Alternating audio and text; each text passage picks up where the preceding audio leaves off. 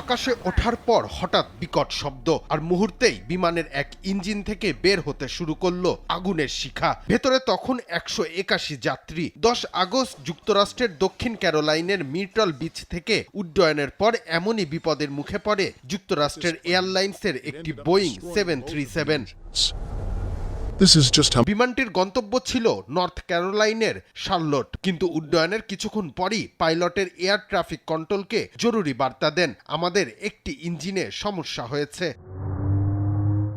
পরে আরেক পাইলট জানান বিমানটি সম্ভবত পাখির ঝাঁকের সঙ্গে ধাক্কা খেয়েছে এবং বাম পাশের ইঞ্জিনে আঘাত লেগেছে। যাত্রীদের একজনের ধারণ করা ভিডিওতে ইঞ্জিন থেকে আগুনের শিখাও বের হতে দেখা যায়।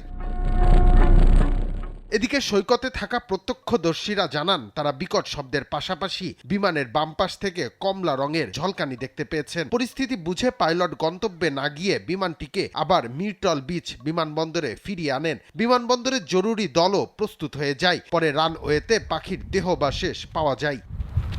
বিমানের সঙ্গে পাখির সংঘর্ষকে বলা হয় বার্ড স্ট্রাইক। এসব সংঘর্ষের পর পাওয়া পাখির দেহাবশেষ পরীক্ষা করে কোন প্রজাতির পাখির সঙ্গে সংঘর্ষ হয়েছে তা শনাক্ত করা হয়। এই তথ্য ভবিষ্যতে এমন দুর্ঘটনা কমাতে কাজে লাগে।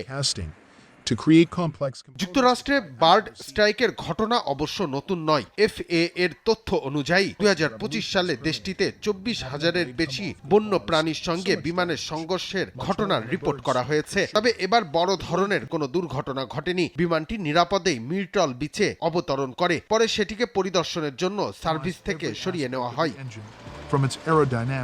রিশাম সাহাব, দেশ টিভি।